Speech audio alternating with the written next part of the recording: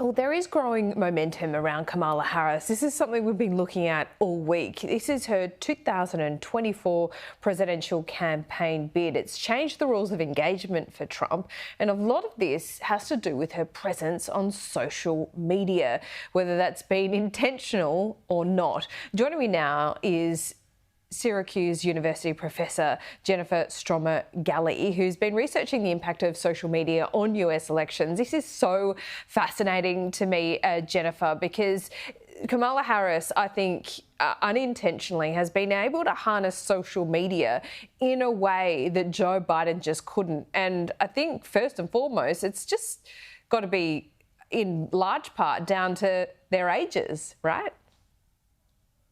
Their ages definitely have something to do with the energy that we're seeing around the Harris campaign. There was, I think, some pent up worry about the election and on the Democratic side. And when Biden stepped away, all of that pent up energy, I think, just exploded around Harris and her candidacy.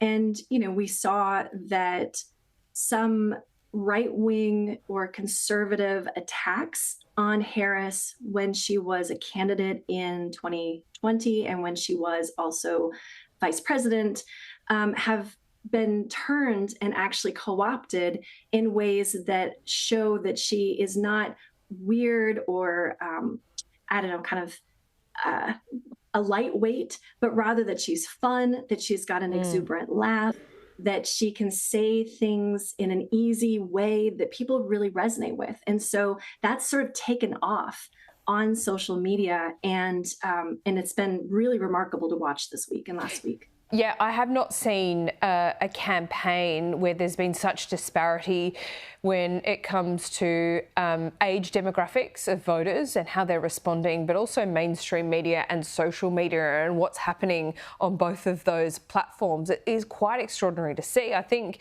early on you're seeing miscalculations and mistakes made from the Trump camp by, mocking Kamala Harris in many ways where, actually what he's doing is help energise a younger base that could threaten his chances. Yeah, I think that's right. Now, Trump is the oldest candidate, and that's not a place that I think that the Republican Party did not want to be. And while the Republican Party does skew older, that is more older people are likely to support the Republican Party, younger people are more likely to align with the Democratic Party. And so it's really important for the Democrats that they are energizing and engaging that voter base, which had been up to this point, I think, fairly apathetic.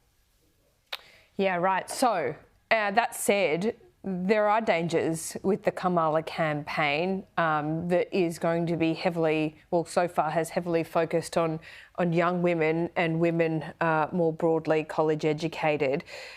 Could that mean that she's shedding votes elsewhere? Right. It's a great question. And it's something that I'm sure the campaign is thinking about. But the thing is that a Democratic voter is going to vote for Harris no matter what. They're not likely to leave the party just because they don't currently see Harris speaking to them. One of the things I'm noticing on social media is that there are very different portrayals of Harris depending on what platform you follow. So as an older American these days, my platform is Facebook. And on Facebook, we're not seeing some of the memes like Kamala is brat. That sort of spread like wild. That's fascinating, isn't it? So, the TikTok stuff isn't necessarily going on Facebook. So, I mean, who's doing that? Who's curating that? Is this just how the platforms kind of, curate themselves in a way? Or is that being driven by a social media team on the Democrat side? No, I think that this is organic. So it's Yeah, right. the supporters on Facebook who are sharing the things that resonate with them, and they're again older voters, and so they're latching onto a different set of images of Harris than what you're seeing on TikTok, which is a much younger audience. Mm. That's not to say that the Harris campaign can't be trying to drive that, but honestly, it's really hard to control for a campaign. Jennifer, fascinating to talk to you. This is certainly going to be the social media election there in the US, and we're following it very closely. We'll speak to you soon. Happy to. Thanks.